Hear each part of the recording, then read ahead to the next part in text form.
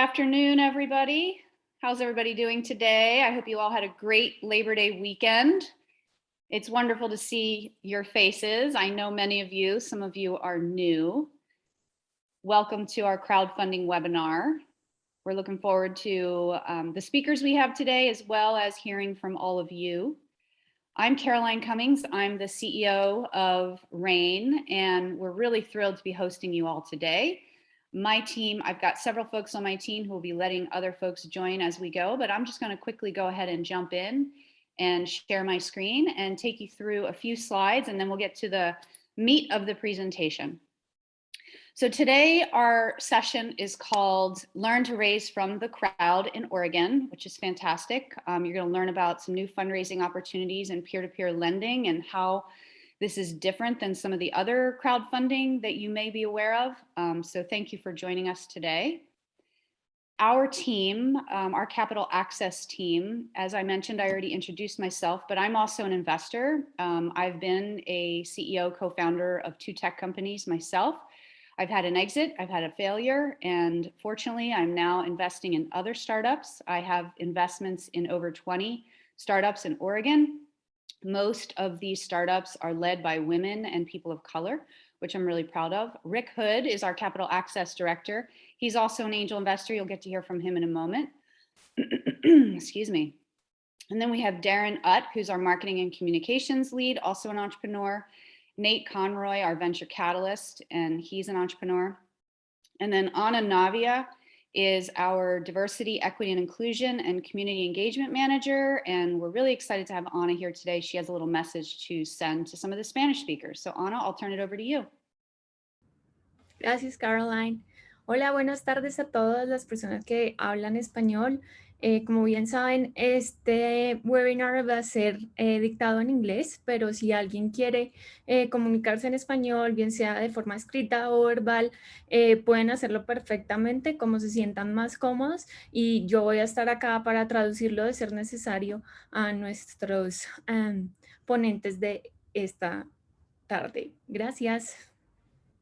Gracias, Ana. I really appreciate it. We just wanted the Spanish speakers to feel comfortable posting in chat as well as raising their hand if they have a question in Spanish, and that Ana will translate. So thank you. Okay, so that's who we are. Let's talk about who you are. This was data taken from yesterday. I know we had more people join after yesterday, but we have almost a 50-50 split, close, of male-female. When I first started doing this work, it was more the 70-30, 30% female. So we're excited to see more women involved. And then most of you are CEOs, founders, owners, entrepreneurs. And out of the 60%, 77% of you are currently seeking capital that is difficult to find. So you are on the right webinar here. 16% are mentor, advisors, service providers. So thank you for showing up to support the entrepreneurs that we have today. 11% are economic development. 8% are either government employees or elected officials. We've got 4% from higher ed and 1% are students. So great mix of folks today. And then we also asked at registration how much money you're raising. So collectively, that group of 60% of the entrepreneurs are raising almost $45 million. The average raise is $927,000. However, I removed some of the outliers, the bottom couple and the top couple, and that brings it to about $250,000 in an average raise. So almost half of you are raising between $50,000 and $250,000, which is perfect sweet spot amount to be raising on a crowdfunding platform that we're going to be talking about. So who are we? We are a nonprofit, and many of you know us already. Some are new, though. Our mission is to partner with communities to do 3 things: to catalyze entrepreneurial ecosystems, to connect entrepreneurs to resources, and to contribute to the creation of prosperous economies. And we only enter communities who invite us in. We're currently serving 18 rural communities across 5 counties in Oregon. And some of those city leaders and county leaders are on the call today as well, so welcome. Really, if you break it down, what we do, there's these 4 things. We activate, we provide access, advocate, and accelerate. We're activating entrepreneurial ecosystems, communities, and capital, which is what today's session's about. We help provide access to customers, talent, funding, partners, spaces, mentors. We advocate, that's working with policymakers, like you'll hear from Rep. Lively today, how we can have more entrepreneur-friendly policies to reduce barriers to starting, growing, and staying in Oregon, and then accelerate. That's accelerating company growth as well as failure rates and job growth. And the speakers today, we're really honored to have Rep. John Lively with us today. Not only is he from District 12, which is my district, which is really fantastic. He's also the chair of the House Interim Committee on Economic Recovery and Prosperity. You will hear more from him in a moment. And then our friends at Republic, the crowdfunding platform that we're going to be working with, thanks to a grant from the federal government, the EDA. Michaela Gianni is the senior associate on the investment team, and Jeannie Zhang is the associate with the investment team. Rick Hood, my capital access director, is going to do a better introduction of those two wonderful women shortly. And here's our agenda for today. We're going to talk about why crowdfunding. Oregon State Rep. John Lively wants to say a few words about why this is an important topic to Oregon businesses and Oregon's future economy. Rick Hood, our capital access director, will say a couple of words. Our friends from Republic will do a presentation. We do have Q&A after that. However, we want to make sure this is interactive. So even though we ask that you all stay muted throughout the presentation or anytime during the presentation, please feel free to use the chat. My team is monitoring it, and you can either post questions or raise your hand. And then, of course, our mantra is what's next. So we have two announcements at the end that we want to share with you. Some quick virtual etiquette. We already talked about remaining muted and using the chat feature and raising your hand. We will call on you to unmute yourself. We want to make sure that this webinar is specific to the capital access topic. So even though we're here to help you raise capital and learn about that, please don't market your services to other participants. If you do want help with that, reach out to us. That's why we're here. We want to help you do that in a different forum. And then this is a place for learning and inclusivity. So we're here to support you, be respectful of questions. The session is being recorded. We will post it to our YouTube channel. Okay, so why is RAIN doing this work? Ultimately, we build these thriving entrepreneurial ecosystems that are inclusive, and our venture catalysts, who are all entrepreneurs, connect entrepreneurs to four things: people, programs, physical assets, and capital. And the capital piece is why we're here today. Since I've been on board, and I joined RAIN in the middle of 2015, we've served over 600 entrepreneurs in Oregon, most of whom would consider themselves overlooked or underestimated. So these are the populations that have a lot of barriers to starting and growing in Oregon. When we survey them, capital access is always the #1 reported need. And many of these entrepreneurs, you all on this call, feel stuck in the middle. You can't really find these traditional loans. They're difficult to get for many reasons. And then maybe you're not qualified for venture financing, or you may never qualify for venture financing. So this is why we're working on filling this capital gap. We started to look for innovative solutions to fill this capital gap in Oregon, and dealing with this harsh reality that at least 83% of entrepreneurs don't have access to bank loans or venture capital when launching a business. And then it's even harder for women and people of color, even though in the last year or two, there's been a lot of strides made, not just in Oregon, but across the country in venture capital. However, less than 5% of capital actually goes to women or Black and Latinx founders. So that's astounding. We need to move that needle and do a better job of helping these founders get access to capital. And who's starting more businesses than anybody? It's the Latino population. And then, of course, if you're in rural, you have even more barriers to raising capital. Everybody tells you go to the big city to get the money. Well, no, we think the money needs to come to you where you are, and that's what we're working on here. We also rallied with partners outside of the state and within the state. We joined a coalition called Start Us Up that was powered by the Kauffman Foundation, other organizations across the country doing similar work to us. And we compare best practices. We have a Slack channel that we talk about best practices on. Here in Oregon, BBPDX started Oregon Small Business United. We joined right away. They're doing an incredible job of amplifying the voices of the BIPOC and rural entrepreneurs as a result of the pandemic. And I know that Rep. Lively, who you're going to hear about in a minute, has also been talking with that group. Again, we reached out to the EDA, submitted a very unique proposal. It was highly competitive. Almost 140 applications were submitted across the country. Rain was only one of 2 in Oregon to be selected for this EDA Sprint grant to help with recovery and resiliency. Not only are we doing virtual accelerators like Moneymaker and Rainmaker, but we wanted to build this fundraising platform with expert partners who can help with this quote backyard fundraising, so that those who can't get the traditional funding we talked about can get connected to folks in their own backyard. And any of us on this call would be able to invest in them. And you're going to learn more about that as well. So this time in history is really an opportunity. I know that a lot of businesses are struggling, but it is an opportunity. And the Kauffman Foundation, as well as the Start Us Up Coalition, have a new business plan called America's New Business Plan that they're shopping around all over with federal legislators, local legislators, and really trying to recommend policies that will break down historic and systemic barriers. Because really what we want to do on the capital access pillar is make sure that capital will flow to these difficult to reach entrepreneurs who are typically overlooked in the entrepreneurship space. So with that, it's my honor and great pleasure to introduce Rep. Lively. Before I do, I just want to make a quick comment that I've been interacting with Rep. Lively for several years, in both as an entrepreneur and as the person leading the helm at Rain. And he always makes himself available to any entrepreneur at any time, and has participated in several sessions for us to hear the barriers entrepreneurs are facing.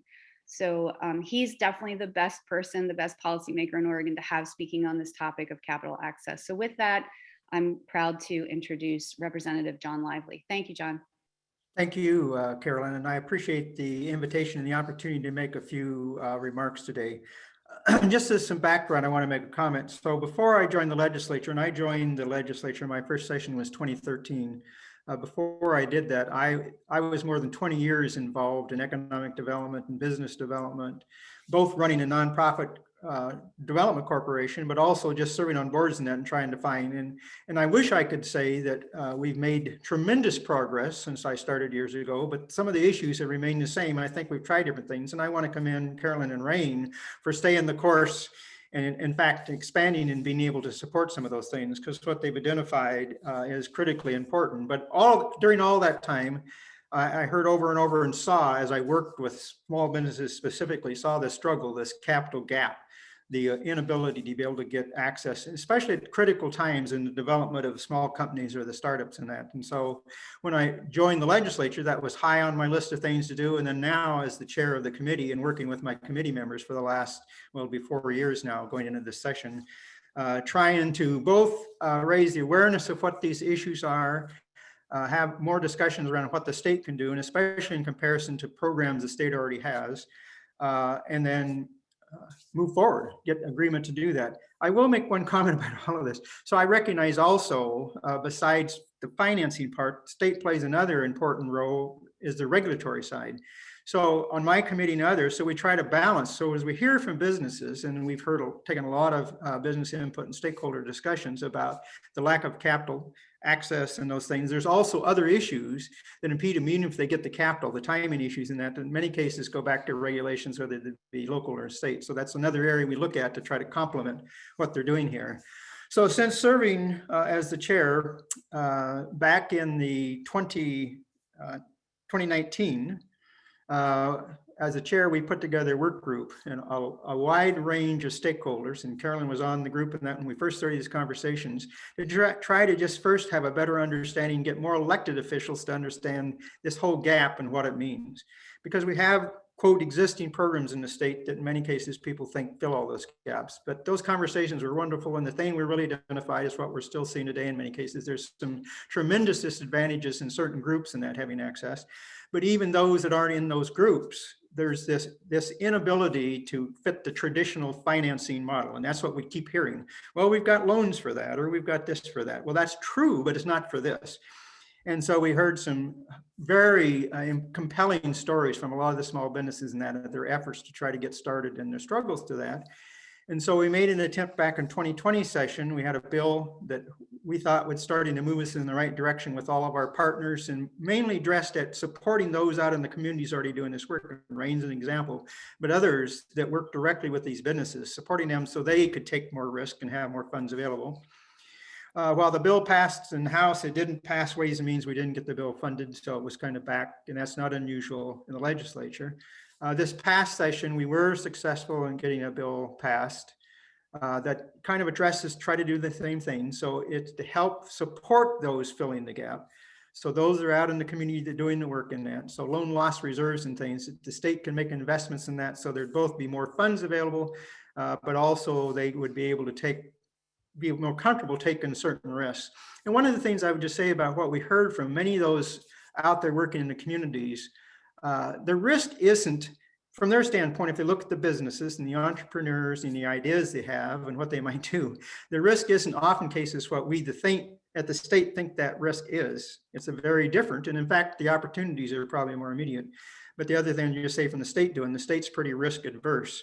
And so we need to do these things through partners out in the communities and to do that. So that legislation passed, it's targeted to rural Oregon, to women, to BIPOC communities, and that's try and understand we can only target so much, and we still have to be careful about going too far, but those are the goals. And Business Oregon's in the process of working with partners throughout the states and that to try to make those funds available. So we'll see how that works. So from my standpoint, that's good we made that step, but I appreciate and understand that there's a lot of work yet to be done in this particular area. So, and I just want to, again, go back and reemphasize this 80%, 83% of the entrepreneurs do not have access to bank loans. So when we had those public discussions, we heard business after business after business get up and talk to us. And I talked to my banker friends, and the banker friends had told me, oh, we got loans to do it all. In many cases, there are loans to do it all, but people qualify for them. So the stories we heard about how do they get the capital to start with to qualify was always the struggling. So I think that's what this effort is all about, and that's what I want to compliment Rain to do. We know that this has been more complicated because of COVID and what happened to COVID. And so even in some cases where the businesses were, and I have examples right here in my own community where they were on the edge of getting enough funds to kind of get it going, then COVID struck. And so depending on the impact it had on their employees, on their costs, it set them back. And I can tell you as an elected official, that's been pretty frustrating, not being able to do more quicker to help get cash and money to those businesses that some had already put in place financing, had great ideas, but the COVID kind of wiped those out. So efforts continue. Again, I just want to compliment Rain and those involved with this particular effort, both for taking the risk, for joining the partnerships, for helping identify other ways to get money to entrepreneurs, not just in the state of Oregon, but other places. Because at the end of the day, what my committee understands, and more the legislators understand, there continues to be large opportunities for job growth. And I'm going to say specifically, because Carolyn's heard me say this, in rural Oregon, for companies, small companies and startups that can really change the complexion of the economy in those places. But it really goes back to this root $50,000 or $100,000 to help the business get started and stabilize when they first do it. So for me, that's the other part of this that's so important.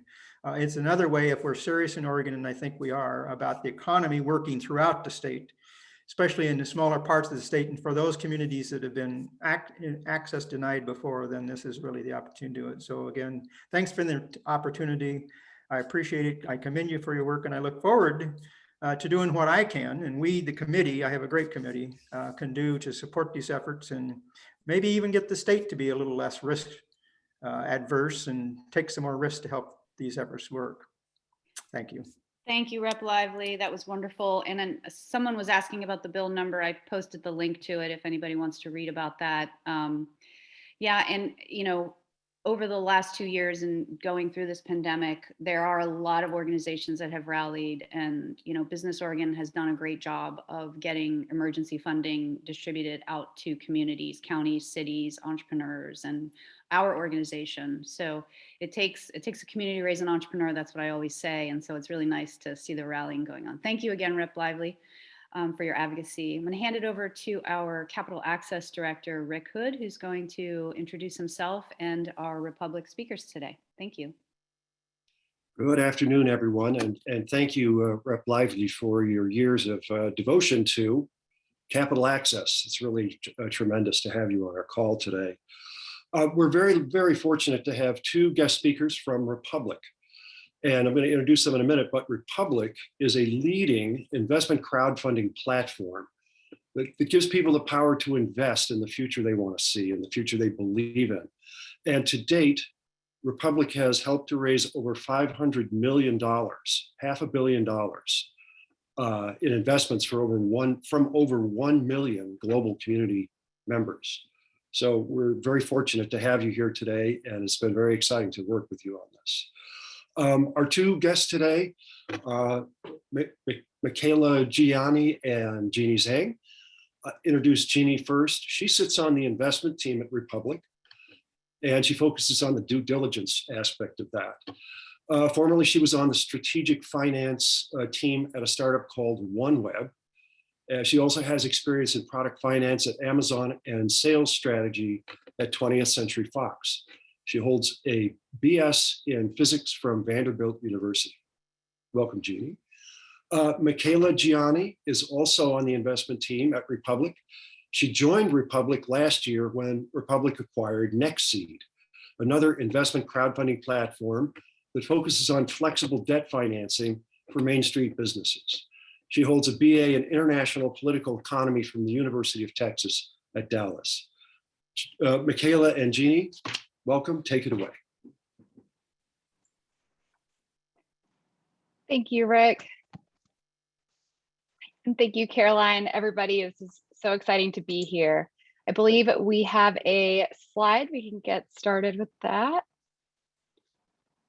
Perfect. Thank you so much for having us. We're so excited. As Caroline and Rick have mentioned, we've been working closely with the RAIN team for the past few weeks at least to potentially roll out a custom organ solution specific for organ entrepreneurs to raise funds. So we are still working hard at that, and more details to come hopefully soon for that. But we wanted to just touch on crowdfunding in general, share more background on what crowdfunding is, the types of businesses that may find this solution interesting for their growth plans, and dive into a little bit more of the process, share what it looks like from the investor perspective. So we'll jump in here. If we want to get to the next slide. Oh, Michaela, did you want us to pull up your poll real quickly as well? I know I was going to need a reminder for that. Thank you. We did have a quick poll. There are a couple questions on one poll, so you can scroll through to see all the questions there, but we were hoping that we could just get a little bit of background from the attendees today so that we could customize our presentation to what's most applicable to the group. Yeah, and as Michaela mentioned, there's a few questions here. There's 3 total. So after you answer the first one, scroll down to get to questions 2 and 3. And we'll give you guys about a minute to answer those questions. Thank you.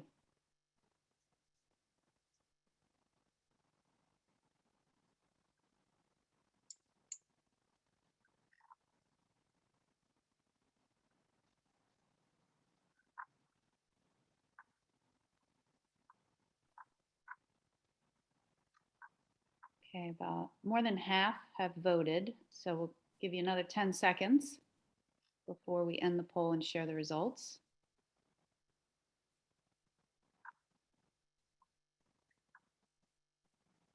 Okay, we're going to close the poll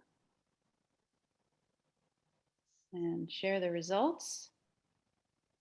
So for the first question, it's a good mix, but a lot of other, that's always the case, right?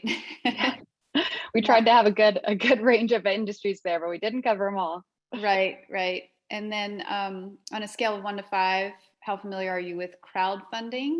9% are very unfamiliar, 34% somewhat, 14% not sure, 34% somewhat familiar. The first was unfamiliar, and then 9% very familiar. So good. There's a lot of learnings that'll happen here today. And then the majority of the people, 73%, have not raised funding before, 27% have. So thank you guys for taking that. Yeah, that's very helpful. Thank you.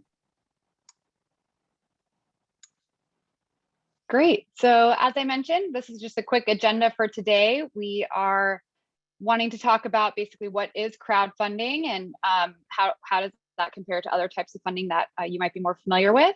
How does Republic select companies and run campaigns? A lot of good information there. And how can a Republic campaign be used to market your business and convert customers to investors?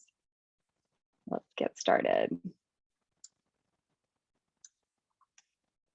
So I'm sure a lot of you are going to be familiar with these, but just an outline of the traditional capital sources available for entrepreneurs: conventional bank loans, SBA, other online lenders, angel investors, venture capital, friends and family. And as Caroline touched in the beginning, a lot of these things can be, not always accessible to everybody. And or a piece was accessible at one point, but you need to supplement with something else. So it's always good to have more options, and that's where crowdfunding can be really beneficial.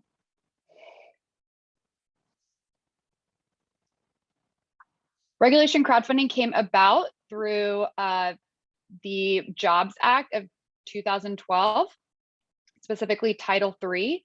So essentially, a lot of times before, entrepreneurs would be able to have private investors come in, and you still can, obviously, but you have to manage that process yourself. You were limited on the number of unaccredited investors that you could have. So as some of you might know, accredited investors are defined by basically having a certain amount of net worth or annual income, and it's not something that everybody is. There's a limited number of accredited investors out there. So basically, to have you could have 35 unaccredited investors. You have to manage that all on your own. So can be pretty complicated to go that route on your own. Regulation crowdfunding came about, and essentially the SEC allows registered funding portals to facilitate this method of fundraising.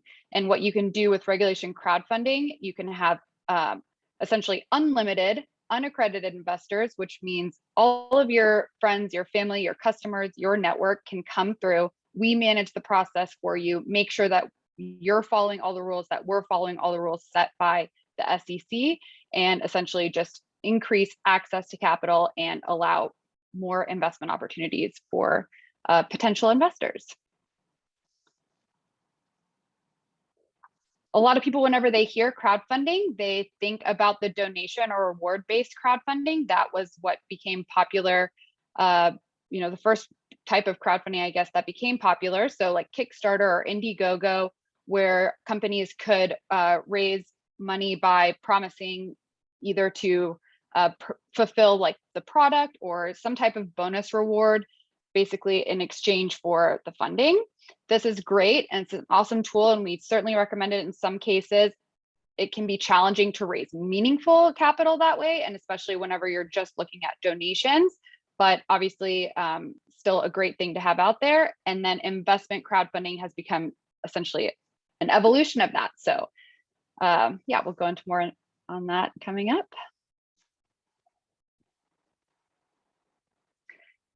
So I touched on these before, but basically crowdfunding solves a pain point: increase access to capital. So now under regulation crowdfunding, you can raise up to 5 million per every 12-month period.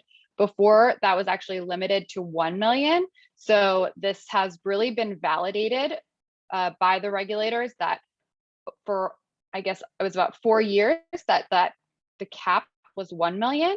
And there was very limited fraud. It was a huge success. It really did prove that it was allowing businesses to have more access to capital.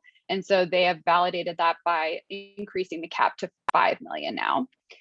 You're allowed to have flexible financing options. We'll go through this in more detail, but you can have debt that's structured differently than a traditional bank loan. You can engage your customers in your network while you're doing it, and you get a lot of marketing exposure. So it's a really cool blend of financing as well as marketing.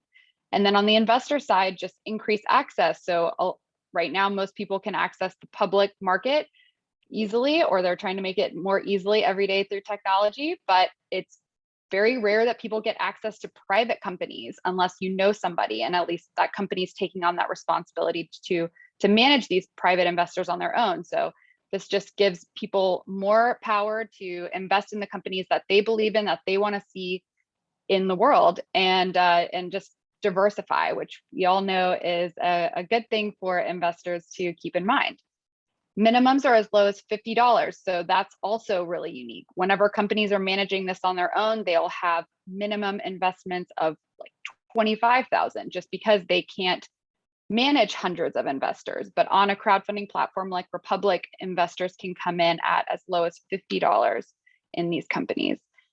And through Republic, we take pride in presenting pre-vetted businesses. So we do focus on the due diligence. We want to make sure that all the pieces are in place for the company to succeed and for these investments to be as protected as possible. Obviously, investing is risky, but we try to take out some of that hard work in the due diligence phase before they get on the platform.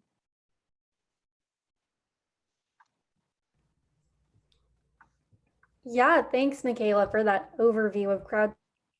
I'm Jeannie here, and I'd like to now jump into crowdfunding on Republic very specifically. As Rick mentioned, Republic is an investment crowdfunding platform. Our goal is very much aligned with Rain's vision of improving and increasing entrepreneurial access across the board.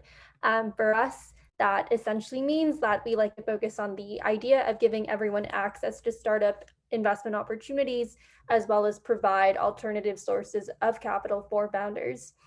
So Republic was founded by alumni from AngelList, which is one of the largest online platforms for private investing. We've been around since 2016 when the law was passed, and just celebrated our 5th birthday. In terms of how we've been growing, this has been touched on before, but we've grown quite a bit in terms of the pure numbers. As you can see here, we can now offer companies access to over 1 million users who can invest at a click of a button and even pay with credit card. And now that we're spread across over 160 countries, crowdfunding has become an even greater way of spreading the word about your company, increasing your opportunity to meet people who are excited about what you're building. We've had over 500 companies raised with us across all our verticals, which has led to a total transaction volume amount of 500 million. So essentially, our users have been willing to put in over 500 million into the companies that raise with us. As Michaela said, users are oftentimes great resources themselves. Many of them have deep industry expertise, which is why they're very excited about the opportunity. They can even provide their own networks. We have various case studies of companies who have either hired one of their users to join their team, tapped into their users' networks, or either driven even more investment volume from tapping into alternative sources. So super exciting to see how many potential resources are available to founders. And in terms of the asset classes or various verticals that are available on Republic, as you can see here, we of course offer traditional startup financing opportunities.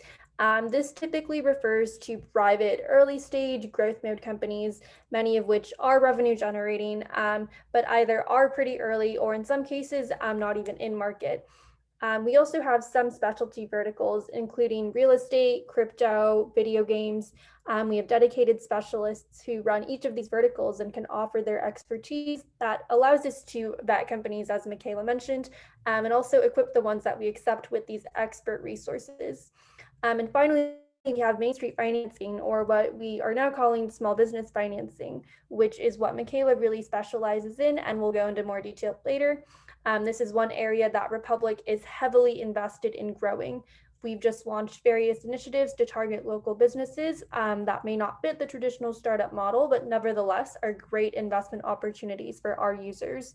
Again, Michaela will touch on this a bit more, but of course there's a ton of overlap between our startup and small business side. So we're happy to work with founders to determine the best course of action for them.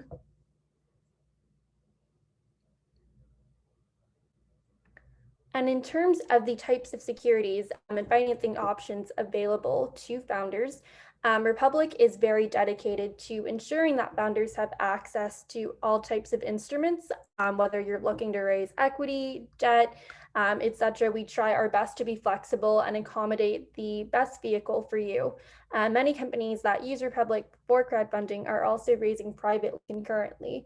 So your campaign with us does not bar or hinder you in any way from speaking with venture capital firms or any other private routes you'd like to go. On the equity side of things, we have several securities to choose from. We can support traditional, preferred, and common equity offerings. And we also have our special crowd safe security, which keeps all our users as one line on a company's cap table. So you can legally keep all Republic investors as a single line item, a single holder of record, essentially maintain a very clean cap table, as opposed to one where you have to list out every individual who invested. And on the debt side of things, Michaela will touch a bit more on this as it's very relevant to the capital needs of small businesses, but we can support both revenue sharing and term loans depending on what you are looking for.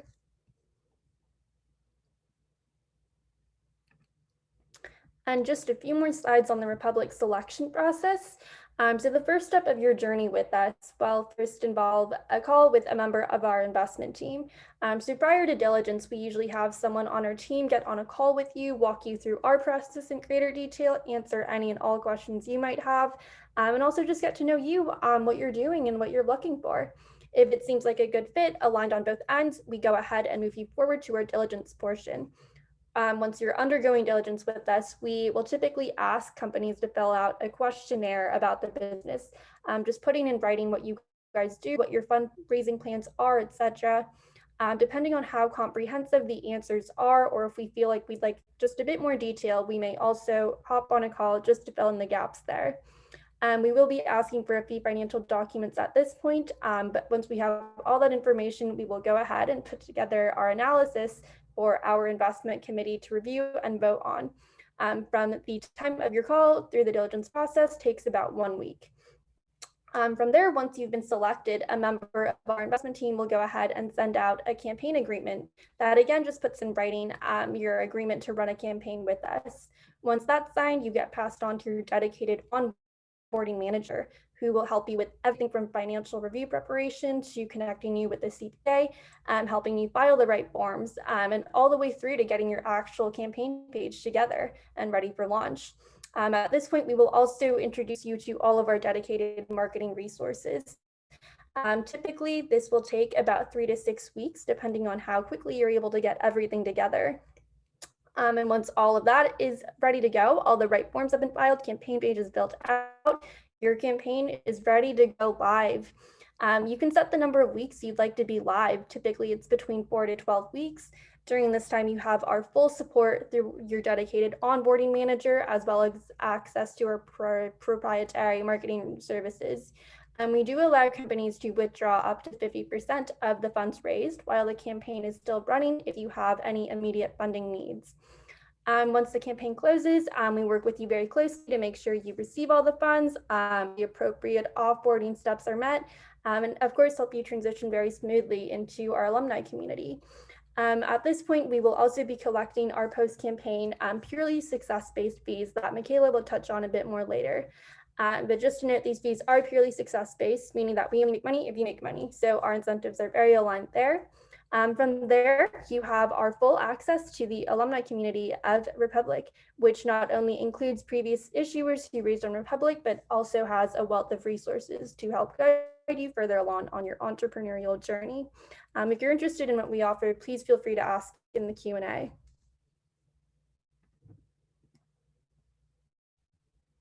And finally, to just put all of this into exact words of what we're looking for, in terms of high-level criteria that we use during our initial vetting, first, we do have a regulatory requirement that all companies raising on Republic have to be incorporated in the US. That can be as a C Corp, LLC, PBC, etc. You can certainly sell in or to other countries or have subsidiaries, but the main thing is that a company's holding entity has to be in the US. We're happy to help you with the process of incorporating if you're interested, so please feel free to reach out there. The second thing is we also have a pretty strict runway requirement. Typically, we look for a minimum of 4 to 5 months, meaning that based on your monthly expenses, whatever you're spending on a month-to-month basis to keep the company running, you have to have enough cash in the bank to last about 4 to 5 months. So if your monthly expenses are about $10,000, we want to see a minimum of about $40,000 to $50,000 in cash on your balance sheet. And we also do typically work with companies that are post-product, meaning that you have a fully functional product, and also are post-revenue, meaning that your product is in market and generating sales. We typically do engage companies that are generating a certain minimum monthly revenue. However, we always recognize there are special cases. Industries like biotech, for example, typically have a longer path to commercialization. So we always consider companies on a case-by-case basis. Even if you don't meet certain revenue criteria, we're more than happy to take a look. Many of our companies, in fact, apply more than once they're post-product or post-revenue, and we highly encourage that. And finally, moving on to the next slide, where I will just talk about the considerations here. Before handing things back to Michaela, what exactly does it take to be accepted onto Republic if you're a startup? So as I mentioned just in the slide prior to this one, there are certain hard or harder requirements that we have before we even consider a company. One being US based, the other the Runway, and typically, but not always, revenue generating. But there are other factors that can significantly boost your chances of getting accepted. So just a few key points. First, we at Republic are big believers that founders are central to the success of a startup. We highly value a strong founding team, and that can mean many different things. Sometimes it means founders have previous exits. Other times it means that founders have relevant industry experience, can take on many different forms. To really maximize the strength of a team, it's always great to see advisors or other executive team members who can fill in the gaps where founders may not be as strong. For instance, if there's an app company and a founder comes from a sales and marketing background, it's great to see a member of the team who has stronger technical expertise. Traction is another consideration, and this also can take on many different forms. Revenue is, of course, great to see. $10,000 in monthly revenue, is a great metric that we like to consider more or less the baseline. But we also would love to see high growth. So, typically if you're growing 10 to 20% month over month, also super impressive to us. We also recognize numbers don't always tell the full story. So we like to look at things such as your partnerships or your clients. Is there anyone particularly notable? Are you selling on major channels? Do you have a strong D2C web presence? Is your engagement data off the charts? Is everyone buying from you again? 5-star ratings. Also looking at things like your branding, your community following. And we also like to think about terms as well. So making sure that your raise expectations are reasonable, both in terms of what you're hoping to raise on Republic, but also making sure that what you'd like to raise at would be, a fair deal to our users and your potential investors, who we advocate on behalf of as well. We're more than happy to work with you guys through that. And lastly, we also consider the innovation behind the idea. Whatever problem you're solving, the product or service you're offering, is it a very new idea with few competitors? Are you looking to enter a crowded space, but with some sort of key innovation? Are there patents, protection for your technologies? And just generally speaking, what are you looking to do and how prepared are you to do it? So yeah, thanks for that part. And if you have any questions, feel free to ask away in the Q&A. Otherwise, I will pass things back to Michaela, who can run you through the considerations we have for small businesses. Thanks, Jeannie. I just wanted to hop in really quickly. There are a lot of great questions already coming in. One of the ones I wanted to clarify is and Michaela can follow up more on this, is this content that you guys are speaking to today is specific to your main Republic platform. And the custom solution that we're working on building, hoping to launch this fall, may have some variations. We will have some variations. We're just working through what those will be. So entrepreneurs are welcome to post on the Republic main platform now. But if you have urgent financial needs, but if you want to wait until we launch the organ specific one, there'll be a lot of different things that we'll be providing. Rain will be providing a service to help on that front. So I just wanted to put that out there because I don't know that I fully clearly communicated that earlier on in the presentation. So appreciate the questions. Thank you, Jeannie. We'll turn it over to Michaela. And Michaela, did you want to answer some of the questions now, or did you want to get through a couple of slides? I'm happy to go through any questions now if you think. Okay. Yeah, I haven't. Let's see. Did you see any that were pressing, or should we? It's up to you. Whatever you think is best. But we're happy to answer questions. Let me ask one or two here, and then I know you are addressing some of them. Torad is asking, as a company owner, what are his and his company's obligations to crowdfunder investors? How intense and involved is the paperwork per investor? Who's doing that paperwork? Great question. Yeah, so we try to streamline all of the paperwork aspect, at least through the platform. So every investor that signs up, essentially, they'll create their Republic account, fill in the information that we need to calculate, because basically any investor that is looking to invest through regulation crowdfunding, there's certain limitations that are in place through the regulations. So for example, if you put in no background on your net worth or your annual income, everybody can invest, I believe it's $2,200 per 12-month period. So we'll ask you, do you have any other regulation crowdfunding investments that we need to take into account, and all of that.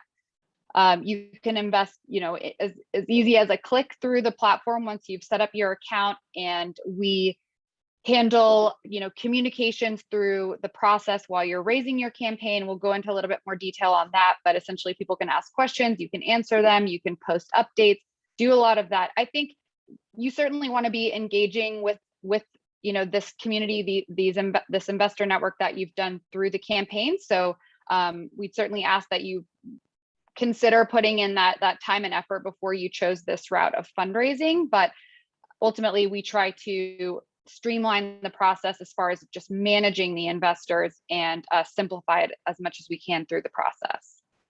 Great. Another one that I think is relevant to the slide that you have up is, what percentage of money raised does Republic take? Now, keep in mind, again, we're still working out the deals of the terms of our custom platform, but if you want to share what your current fees are. Yeah, exactly. So I was about to do that, and thank you so much for bringing that up. I apologize that we didn't make that more clear up front, but we have been hard at work with Rain behind the scenes trying to develop this, first of its kind, essentially a custom solution for Oregon entrepreneurs. We are super impressed with the Rain team. We've been speaking to them at great length, and whenever we found out, they were awarded this really competitive EDA grant, and just their innovative take on funding Oregon entrepreneurs, we were so excited to get to work and try to develop a solution for them with this technology that we already have in place. And I think that a lot of the things that we mentioned are applicable to the main platform. We do anticipate that this will change slightly just with Rain's involvement, as there'll be essentially a point of contact for you in Oregon to get you through the process. So we'll announce more on that as we get further along there. But the fees for our standard process and standard platform, essentially on the equity raises, it's 6% cash and 2% in the securities. So an additional 2% of the amount raised would be issued in the same securities that you're offering. And then on a debt raise, it's 7% cash. And these are success-based fees. So it's charged at the end of the campaign based on how much you were able to raise. So we are incentivized, with you to reach your goal. And this basically just goes to all the I guess, creating the campaign upfront, kind of the marketing support in the beginning, and building the campaign page, setting everything up from the legal and administrative background, and then throughout the process, managing the investments and the investors. So that's essentially what that fee goes towards. There are some other costs related that you'll have to anticipate just in general associated with regulation crowdfunding. So anybody that's looking to raise over 107,000, it was 100,000 originally, but has increased to 107 just taking into account inflation. Anybody raising over 107,000 has to provide reviewed financials by an independent CPA. So Republic does have partners that we work with to provide, the best experience, kind of the streamlined process, experienced CPA and attorney partners that can work with you on these requirements. But that, along with the reviewed financials, you also have to work with an attorney to prepare what's called a Form C filing. So altogether, those costs can range from about $2,000 to $6,000. It's very much case by case basis, just depending on how much history the business has and other factors, but that's a good ballpark to expect. And then payment processing and escrow account typically comes out to about 1.5% to 2% of the total amount raised. And that would be at the end of the campaign, just depending if you accepted credit cards and things like that. And again, some of this might change, as Michaela Exactly. mentioned. And I will add, some of the services that you will receive as a result of this grant that we received is that Rain will also help you put your deal together to increase your chances of getting accepted on the platform. 1, 2, we're going to help find and train the investors in your own backyard. So we've got huge lists of people who have wanted to invest money in startups, but they're not accredited. So they can't join big funds and put in 50K a year, but they certainly could put in a couple thousand a year into companies like yours. So we will help you find the investors and train them. And we can help promote the deals. However, as a 501c3, we can't recommend someone's invest in your specific company. We can say, here's all the food and beverage, here's all the brick and mortar, here's all the software, all the consumer, when we're doing our promotions with our partners. And we can't tell an investor which company to invest in. So we have to remain in the education space, which is great, having a partner like Republic who can do a lot of the other stuff. So I just wanted to throw that out there as well. There are more questions, but let's keep you going, and we'll have you answer them at the end. Perfect. Yeah, I think, there's a ton of best practices and resources, and we'll cover some of those as we move forward. But I do think I'm very optimistic about Rain being involved in this process and working specifically with the entrepreneurs and investors in Oregon, because I think, this is new to a lot of people. It can be a little intimidating, even just for your own network as you're raising funds, to talk to your friends and family, and some that may not be as comfortable with technology, or just a new website where you're putting money into it. So I think having that kind of personal touch, it goes a long way from our traditional campaigns with our website as it stands today, having that personal connection and walking investors through that process. But every touch helps, and we take that process very seriously. And I think hopefully it helps, and it will continue to become more familiar to people as time goes on. This is something I mentioned earlier, but one of my favorite things about crowdfunding is just the intersection between where financing meets marketing. So you have you're essentially being able to match these two huge needs. I think if you can accomplish 2 birds with 1 stone, that's super powerful. You get a lot of exposure through crowdfunding. There can be a lot of unique ways that you can engage your local press and media to get coverage, to feature the campaign, obviously with your own promotion through social media, even print materials or webinars with your community. People are very interested in this type of a way to support businesses. It goes beyond just seeking a return on their investment. They want to have that capability to engage with business owners, to see something come to life directly in their neighborhood. And that obviously just meets such a need for so many entrepreneurs. So it's really powerful, and we're excited to be able to assist in that. And this is just a quick kind of snippet of our campaign page, or an example of a campaign page.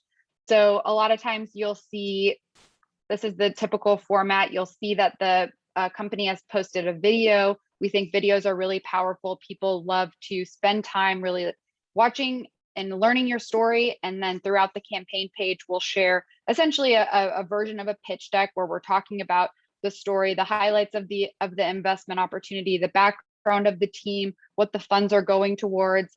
There's a lot more kind of detailed information in the Form C, as I mentioned earlier, which is this required disclosure that companies have to include with their crowdfunding offering. But people just love to read the story. We have great stats of individuals spending a good amount of time getting familiar with the video and the story in general, and choosing to invest after that. So it can be really powerful.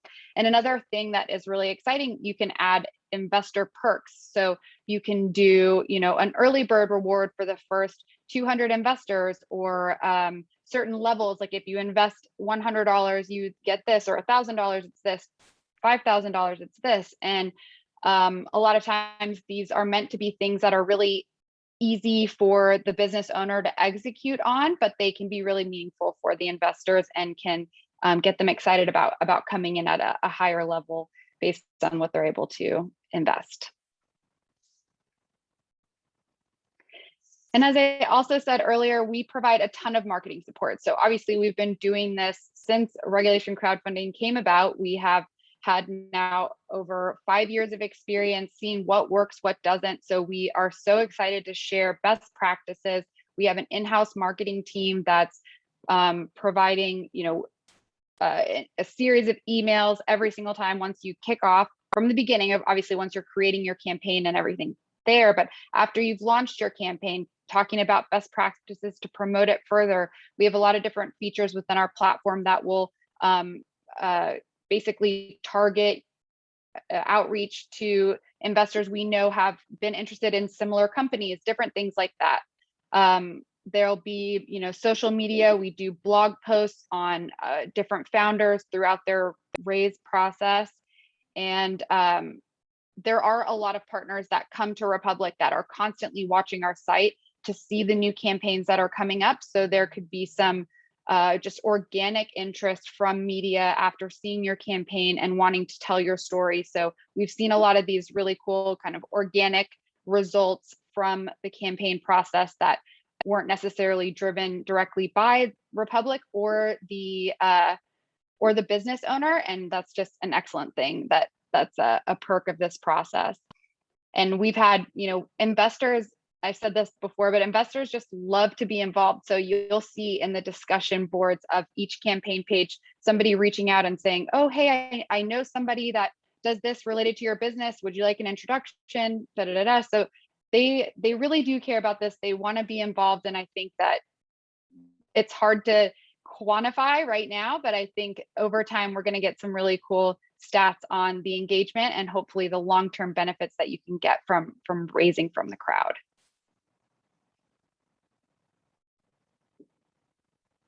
And this is just a high level on the investor experience. So it is really as easy as a click. Once you set up your account, you can invest a small amount or however you feel comfortable based on your limitations that we help you determine. It's really cool to be able to invest in different types of businesses. So Jeannie explained earlier that we have real estate, we have video games, we have Main Street businesses and startups and all different kinds of investment opportunities out there. So you can start small. It can be as little as the cost of dinner for your family and see how it goes. But the other part is you can be as involved as you want to be from the investor perspective, right? You can share tips or share connections or try to influence it, or you can sit back, relax, and trust the team to execute as they intend.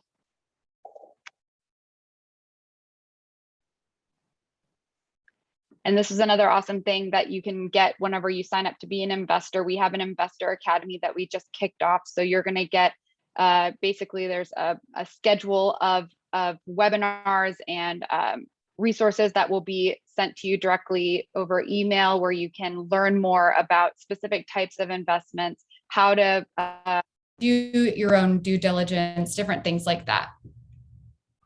And I have the link here, and we'll definitely be sharing a lot of these resources in a follow-up email after this event.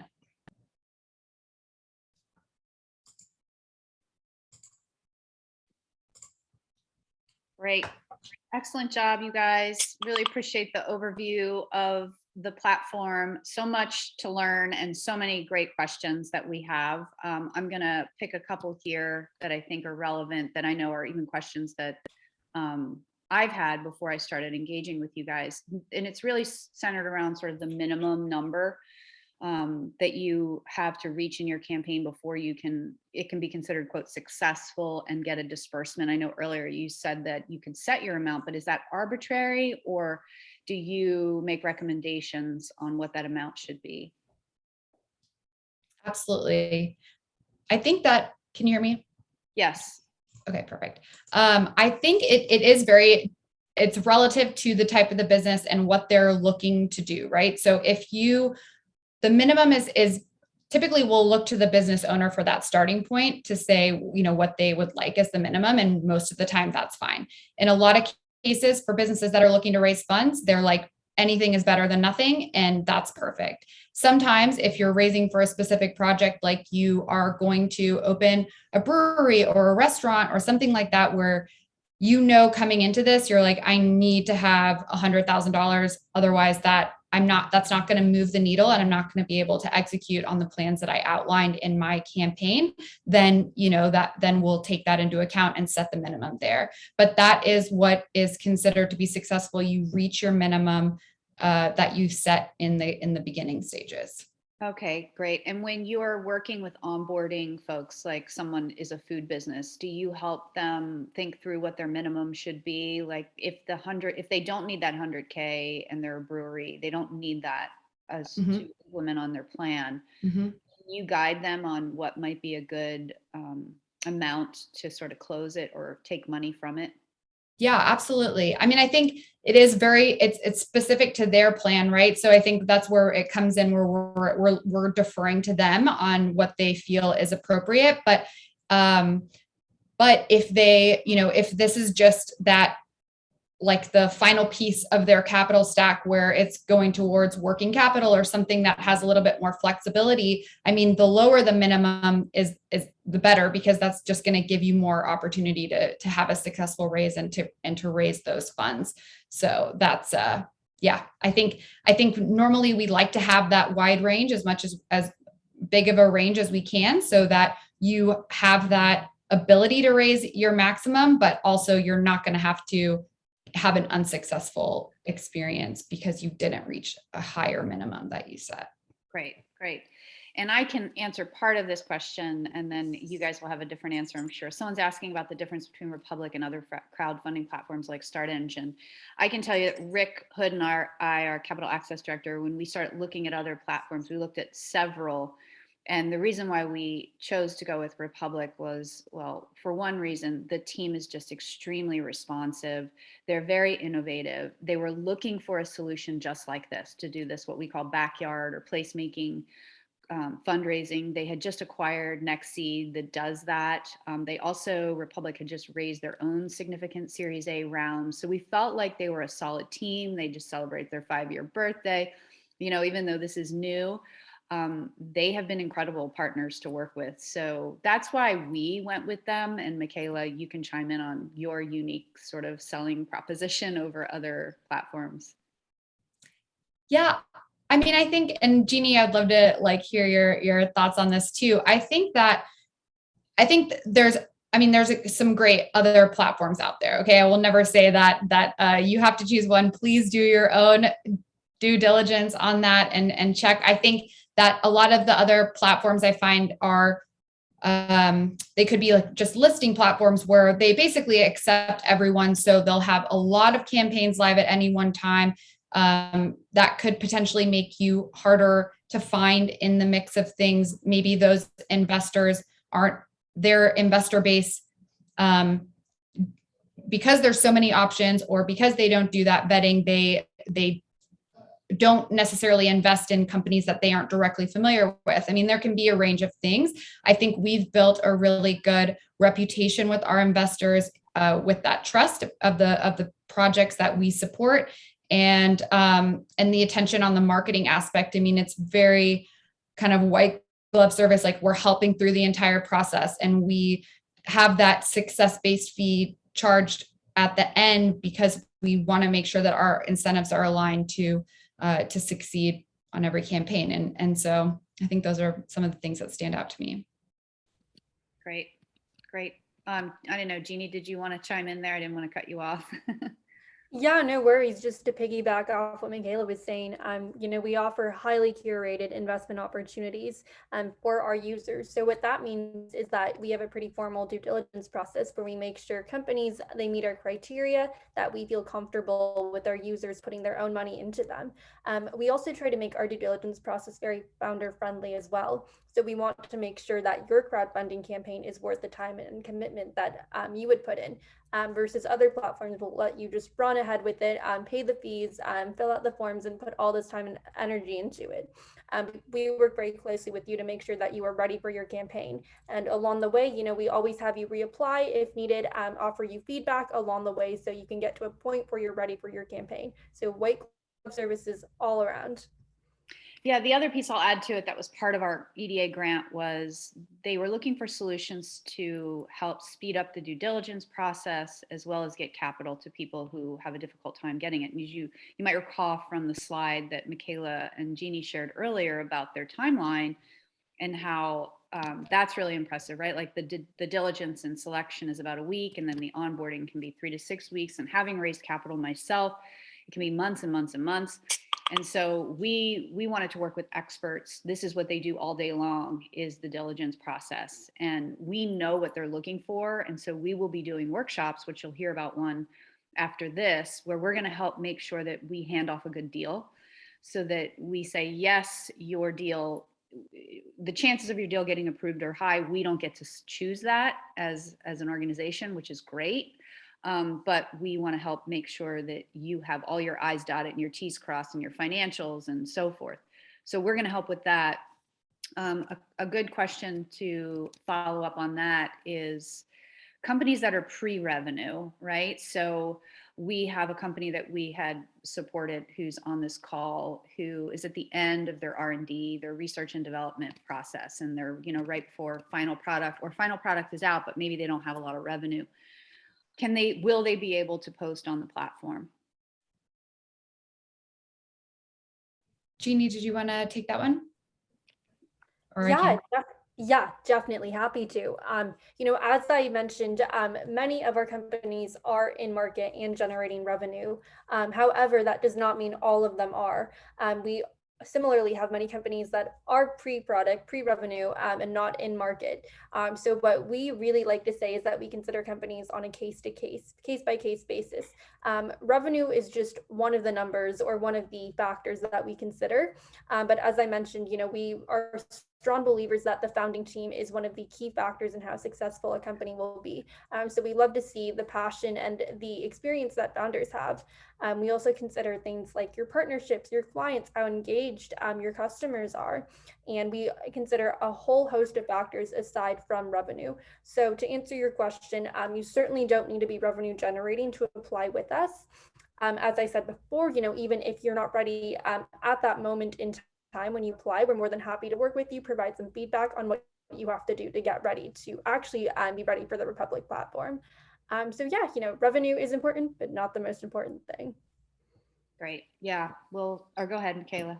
I was just thinking that, I think sometimes whenever we talk about this, like with our due diligence process and what we look for, I think it's important to clarify that we're not trying to be like the judge and jury here and saying that your company is not good or anything like that, just because it's at a different stage. I think that what we take very seriously is the time and the effort that is part of crowdfunding, right? It's not just hand everything over to Republic or Rain and expect that it gets funded. Like the most successful campaigns are a team effort, 50-50 between a platform and the ownership or the leadership team of that business, where we can tell you all the best practices, but you can have those good questions or try to, use the tools that we give you to engage your network and things. But the point of that is just to say that what we've seen and what we look for are things that we know are immediately, like have been proven to attract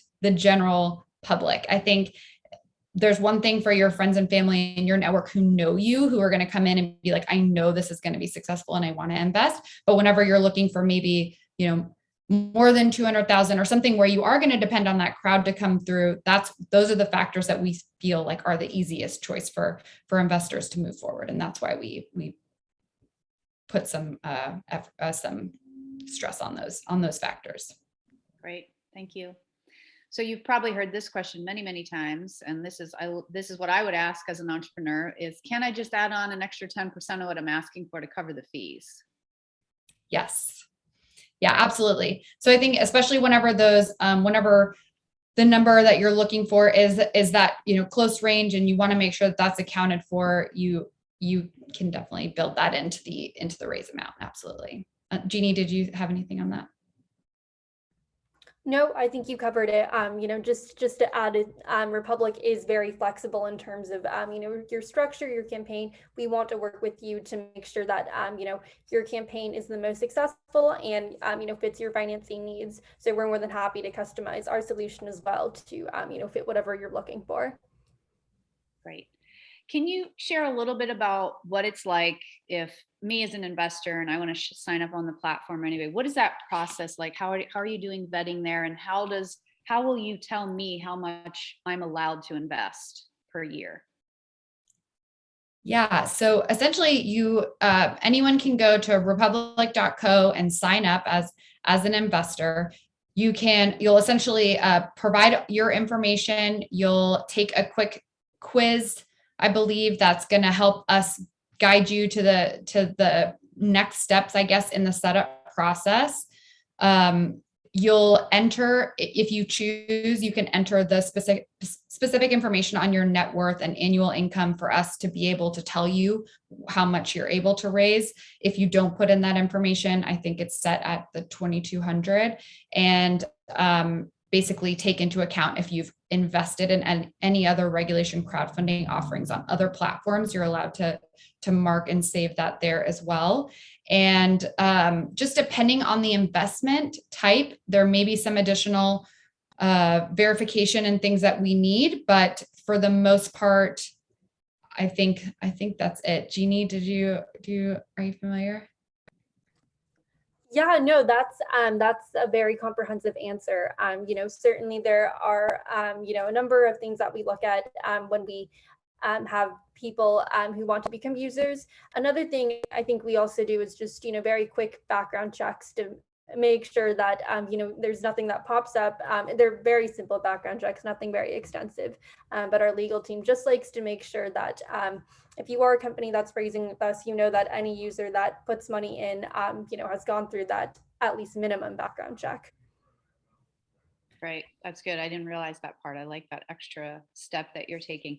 And then what about the paperwork on the back end for both the companies and the investors? Like for the investor side, are there K1? Like is that all handled separately through our own accountants and as well for the company side?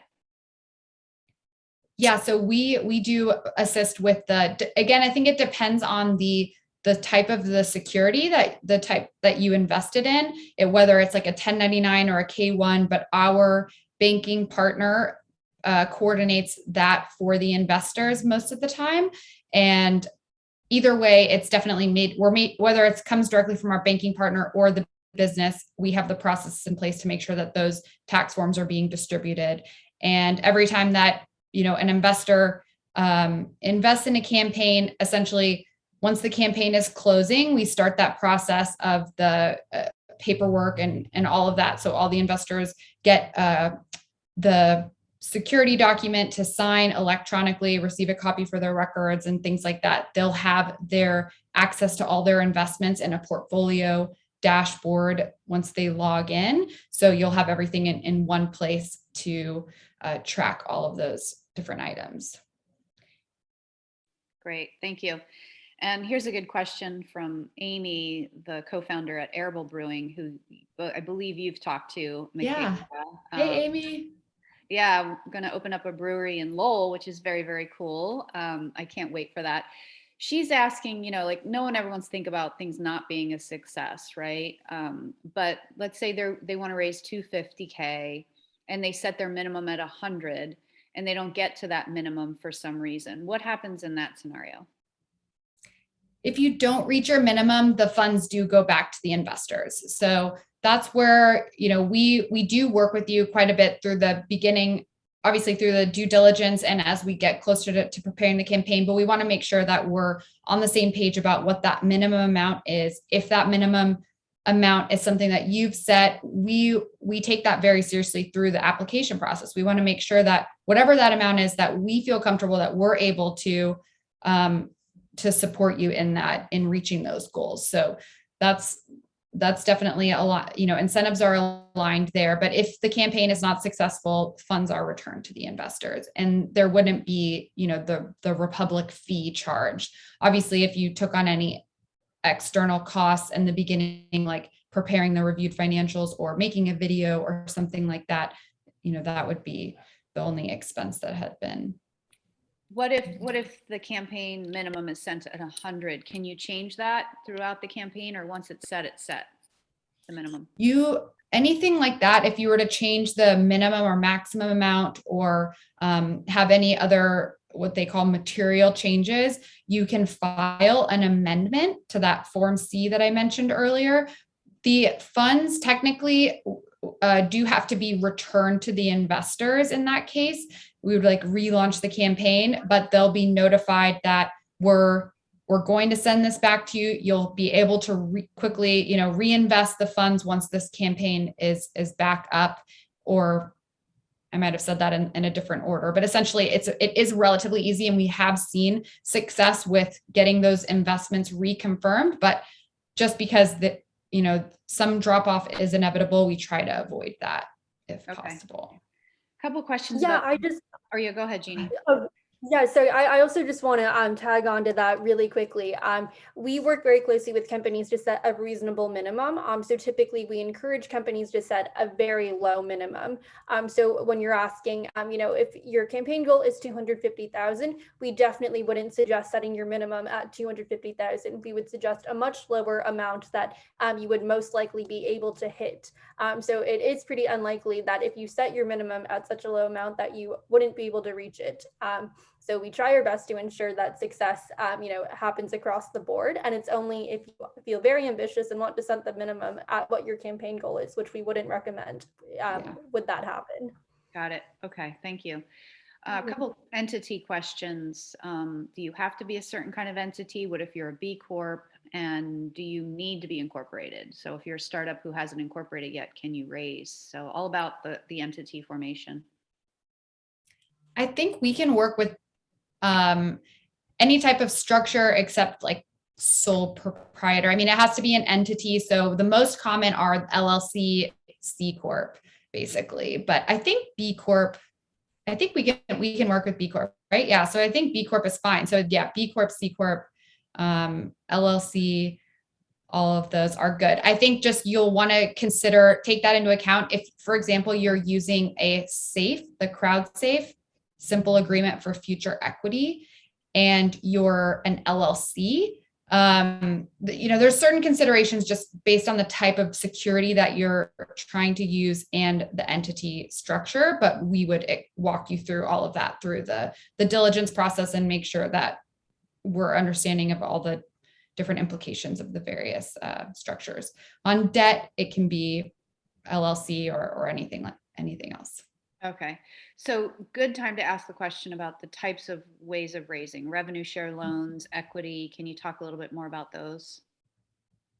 Yeah, happy to. So the crowd safe, as I mentioned, that's one of the most popular types of securities that are on offerings on Republic to date, specifically with the kind of high growth startups, because the simple agreement for future equity is actually one of the more riskier types of securities for investors. So we do take due diligence on that structure pretty seriously. The idea is essentially you're investing in a company, the company sets a valuation cap, and investors are basically betting that company is going to be worth more than that cap at the time of an exit or another liquidity event, essentially. So the idea with those is that they have this kind of high growth roadmap within 5 years or something like that. The other types of investments and what we're rolling out as part of the next seed acquisition and what we're going to be launching on Republic are the debt structures. We have a fixed term note where you'll have basically a set interest rate and a set monthly payment amount for the duration of the loan, which is normally 54 months or so. The other more popular debt structure is the revenue share note. This is really great for new brick and mortar type businesses or businesses that are generating cash flow in the near term. You can set, essentially, we'll go through an underwriting exercise. We come up with a target interest rate. And based on that interest rate, we'll come up with an investment multiple. So for example, the business agrees to pay back 1.5 times the amount borrowed over 48 months. And we'll look at your projected revenue and say, okay, to reach 1.5 times in 48 months, you're going to agree to pay back 4% of your monthly gross revenue to stay on track, essentially. With both of the debt structures, there's no prepayment penalty. There's no personal guarantee requirement, no strict kind of collateral verification or anything like that. So there is a ton of flexibility that comes with this. And while the interest rate can be a little bit higher, well, it is definitely higher than a traditional bank loan. The idea is that you're getting the flexibility and the no personal guarantee and the marketing benefits from the crowd. And you can always prepay, which is really nice because that would reduce the interest overall that's paid back. And that makes sense for investors too, because they receive their capital early.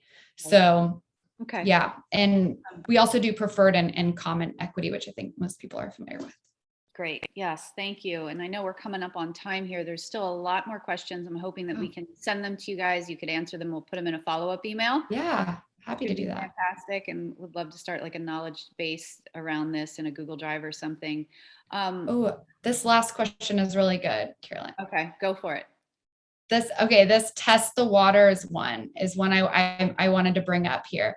Basically, test the waters is a new rule that was allowed. I mentioned this earlier, whenever they raised the cap for regulation crowdfunding to 5 million.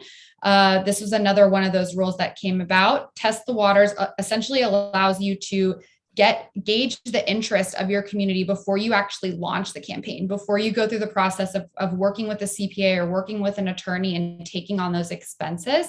You can use a tool, you can do it yourself. Republic does support this as well. Republic doesn't offer this as like a standalone thing. Most of the companies that are doing this do intend to become, to do a full campaign, but I think potentially as part of the platform that we're working with on Rain, this will definitely be an option through that. But it's a great way to do it. If you have any hesitations or you want to just see what it looks like and plan for something in a few months, that's a great option. So good question. Thanks, Susan, for asking that. I think that's really cool. And it's great that that's even an opportunity to be able to test the waters on this. Lots of great questions. You guys did an incredible job. Thank you so much for taking the time to do this. We're looking forward to next steps with you guys and making some cool announcements. We do have some coming up items that I wanted to share. Hopefully you guys are seeing my screen. The next 2 events that we have coming up, one is how to perfect your crowdfunding campaign. So we're going to be talking with you about more of the nitty-gritty of how you can put your deal together, structure it so that it is the chances of it getting accepted are higher. Again, we can't guarantee acceptance, but we definitely want to be able to help hold your hands and utilize and tap into our own team of entrepreneurs. There's 20 of us on the team as of the end of 2 weeks from now. So we've got a lot of excellent team members with a lot of varying backgrounds, whether it's food and beverage, brick and mortar, technology, bioscience, STEM, consumer products, software, internet, whatever. We've got a wide array, plus our mentor network. Many of the mentors are on this call, which is awesome. So someone on my team will post the link to sign up for this. This is going to be on October 5th from 1 to 2:30 p.m. Pacific time. So make sure that you attend that. And then the deadline for our Rainmaker Accelerator, this is a virtual sales and marketing accelerator. We had launched this last year right after the pandemic in a response to helping businesses quickly pivot to getting online, or if they already were online, how do they increase their chances of making sales and reaching more customers and partners online. So this is a 10-week virtual accelerator that will happen Wednesdays from 9 to, it should say actually 10:30 there. That's a typo on my part. Between September 29th is when it will launch and December 15th, with 2 weeks off during the holiday for Thanksgiving holiday. The deadline to apply though is this Friday. So it's oregonrain.org/rainmaker to apply for that. And I know that my team members will also be posting that link in the chat so that you can sign up for that. We already have 60 entrepreneurs signed up for that event. Most of them are from rural, which we're really excited and pleased to report on. But lots of great things coming down the pipeline. Hopefully the entrepreneurs on this call and the mentors are joining our Slack channel. We'll also include that in the follow-up so that you can engage and ask more of these questions. But like I said, we will get back to the questions that were asked in our follow-up email. We'll have the recording that we'll be able to share around with everybody on our YouTube channel. Lots of great free content on the YouTube channel. I wish I could mention every funder. There's cities, there's counties, there's foundations, there's federal government, there's the state of Oregon, there's individuals and corporations who are funding this work. We couldn't do it without all of you. Thank you so much. Thank you, Michaela and Jeannie, for your time today. Thank you, Rep. Lively. I know he had to hop off earlier, but appreciate you all showing up. Stay tuned for more exciting news that will be coming out related to the customized platform specifically for the Oregon entrepreneurs and small business owners, and all the fun services that we're going to provide to help you make sure your deal gets, to help improve your chances of your deal getting approved. I have to clarify that. So thank you all again. I hope you have a great week and look forward to seeing you all sometime soon. Bye-bye.